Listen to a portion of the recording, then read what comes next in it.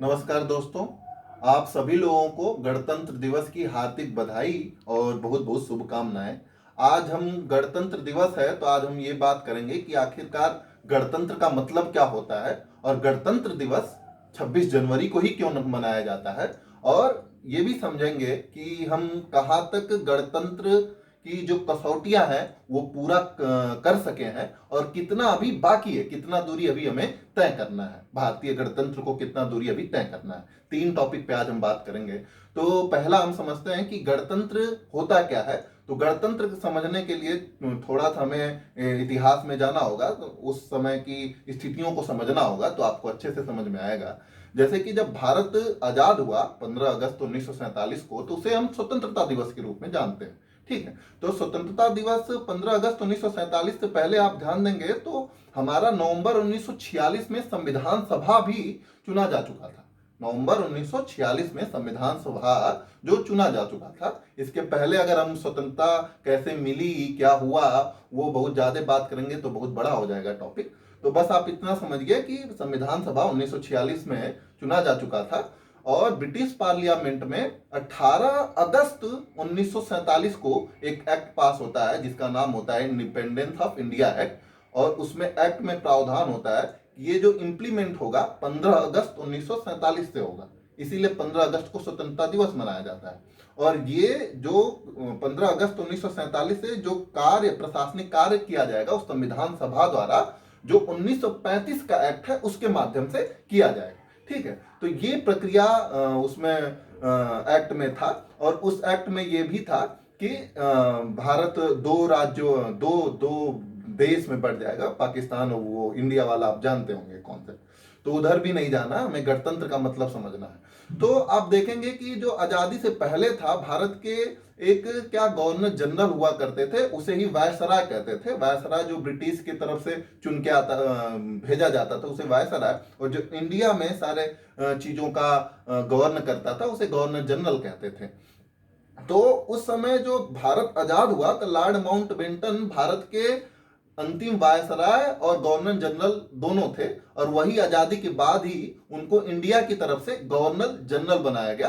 फिर उसके बाद दूसरे गवर्नर जनरल स्वतंत्र भारत के जो बने, सी राजगोपालाचारी बने, स्वतंत्र भारत के पहले गवर्नर जनरल, भारतीय गवर्नर जनरल बने। ठीक है, तो ये दोनों लोग जो थे, दोनों लोग ये इलेक्टेड नहीं थे। ठीक है, ये चुन के नहीं आते थे। ये क्या थे, बस ये लोग इंडिया के रिकमेंड पे ब्रिटेन द्वारा यहाँ पे रखे जाते थे कि ये गवर्नर जनरल है, ये इलेक्टेड नहीं थे।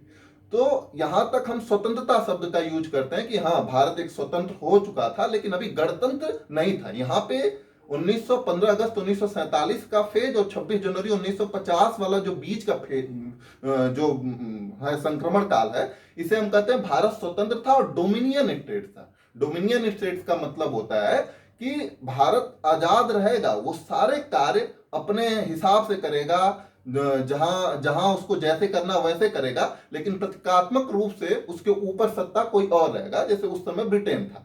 जैसे ही भारत गणतंत्र होगा तो गणतंत्र जो हेड ऑफ स्टेट भी है वो भी जनता द्वारा इलेक्टेड होकर आ जाएगा। यानी गणतंत्र का मतलब होता है कि जो हेड ऑफ स्टेट है, जो सबसे सुपर है, जो सारे पोस्टों पे है, वो वहां पे कोई भी इलेक्टेड होके पहुंच सकता है। यानी गणतंत्र का मतलब अब भारत के जो राष्ट्रपति हैं वो क्या होंगे, इलेक्टेड होके बनेंगे।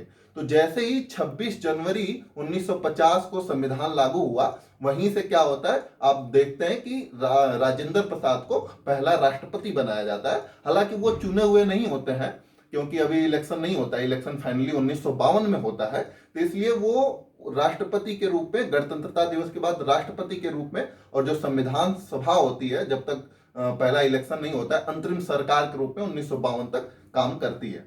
आप ये देखेंगे कि 26 नवंबर 1949 को संविधान बन के तैयार हो गया था, लिखा हुआ है अधिनियमित, आत्मसमर्पित। ठीक है, ये संविधान बन के क्या हो गया था, तैयार हो गया था। तो लोग कहते हैं कि उसी दिन क्यों नहीं गणतंत्र दिवस मनाया गया, क्यों 26 जनवरी को मनाया गया। तो इसके पीछे कुछ ऐतिहासिक कारण थे। ऐतिहासिक कारण को समझने के लिए हमें थोड़ा सा और पीछे जाना पड़ेगा।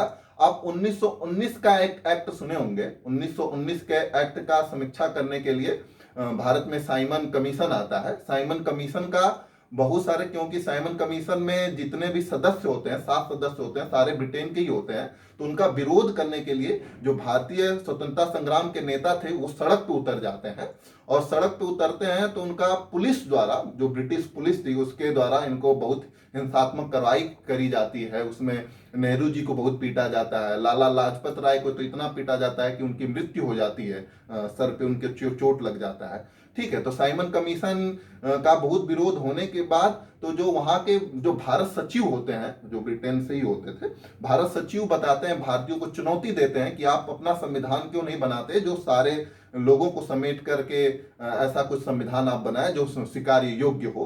तो इस चुनौती को मोतीलाल नेहरू एक्सेप्ट करते हैं, और एक नेहरू रिपोर्ट आप सुने होंगे, नेहरू रिपोर्ट तैयार करा जाता है, जिसमें मोतीलाल नेहरू, सुभाष चंद्र बोस और बहुत सारे योग्य नेता उस समय के होते हैं। नेहरू रिपोर्ट को जो कांग्रेस की मीटिंग होती है 1928 में, उसमें उसको स्वीकार भी कर लिया जाता है। लेकिन उसी समय जो यूथ लीडर होते हैं, जो समाजवाद से बहुत ज्यादा प्रभावित होते हैं, जैसे सुभाष चंद्र बोस हो गए, नेहरू जी हो गए, ये इसका विरोध करते हैं, क्योंकि नेहरू रिपोर्ट में डोमिनियन स्टेट्स का मतलब बात करा जाता है। डोमिनियन स्टेट्स का मतलब कि हमारा जो वो हम अपना प्रशासन तो अपने हिसाब से चलाएंगे, लेकिन हम ब्रिटेन के नाम से शासन करेंगे।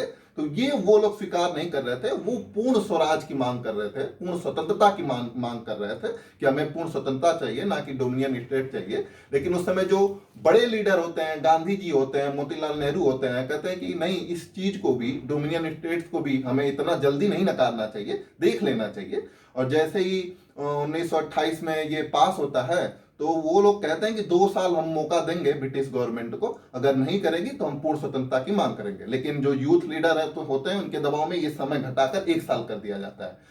और फिर 1930 में जो इरविन होते हैं, उस समय के वायसराय, गवर्नर जनरल कहें, इरविन होते हैं, दिल्ली घोषणा पत्र के नाम से सारे नेताओं को बुलाया जाता है, और वो कहते हैं डोमिनियन स्टेट जल्द से जल्द ये स्वीकार करें। ये भारतीय गवर्नर जनरल जो उस समय इरविन थे। तो दिसंबर 1929 में नेहरू रिपोर्ट को लॉर्ड इरविन खारिज कर देते हैं। तभी दिसंबर 1929 में कांग्रेस का फिर से होता है, अधिवेशन होता है, कांग्रेस का लाहौर अधिवेशन होता है। उसके अध्यक्ष बनाए जाते हैं जवाहरलाल नेहरू जी। अब उनके हिसाब से अब पूर्ण स्वतंत्रता की मांग करी जाती है, क्योंकि इरविन उसको, नेहरू रिपोर्ट को खारिज कर देते हैं। पूर्ण स्वतंत्रता की मांग करी जाती है।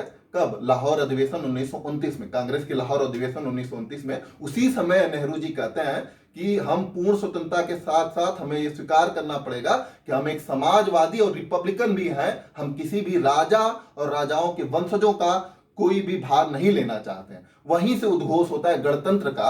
आप बात ध्यान देंगे कि ब्रिटेन में खुद और बहुत सारे यूरोपीय देशों में आज तक 100% गणतंत्रता नहीं आई है। वहां पे राजशाही को लोग लेके, वहां पे बहुत सारे यूरोपीय देश राजशाही को लेके ढो रहे हैं, और यहाँ पे नेहरू जी का एक स्टैंड कि हम राजाओं और राजाओं के वंशजों को नहीं ढोएंगे, गणतंत्र वाला रूल फॉलो करेंगे। वहीं से गणतंत्र का भारतीय राजनीति में कॉन्सेप्ट निकल के आता है कि गणतंत्र फॉलो करेंगे।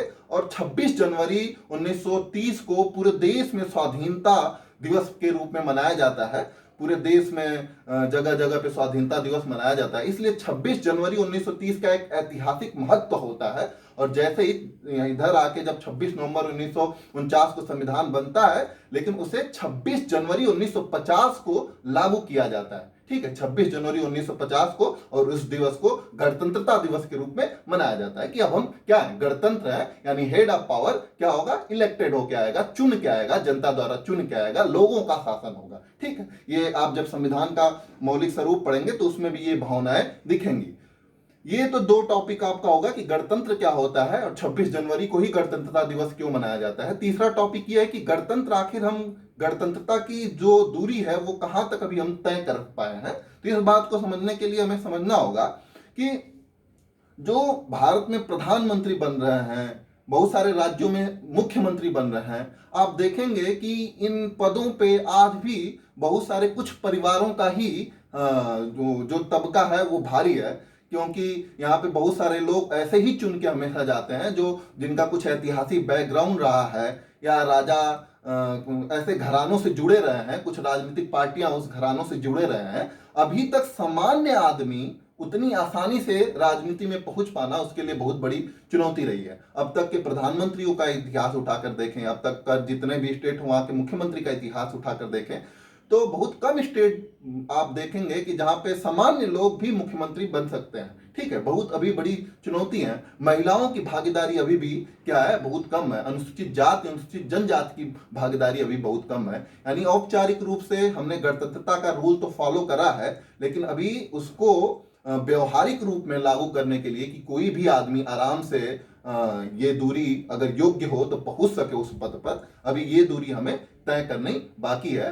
तो अभी गणतंत्र हम औपचारिक रूप से हो गए हैं, अभी सामाजिक रूप से जो जनता है बहुत दिनों तक गुलामी रही है, अभी उसके मन से वो भावना नहीं गई है। अभी भी ऐसे लीडर को चुनती है जो पहले से उस घरानों से ताल्लुक उस रिलेट रहता है। अभी ये समय लगेगा, हमें लगता है कि आगे आने वाले 20-50 साल में ये समझ होगी कि नहीं, हम जो शक्ति प्राप्त करते हैं लोग, ये भारतीय लोग से, भारतीय जनता से प्राप्त करते हैं। अगर जनता को ये एहसास कुछ समय के बाद होगा तो भारतीय गणतंत्र जो है औपचारिकता के साथ व्यवहारिकता में भी भारतीय गणतंत्र में दिखने लगेगी। आज के लिए बस इतना ही। बहुत बहुत धन्यवाद।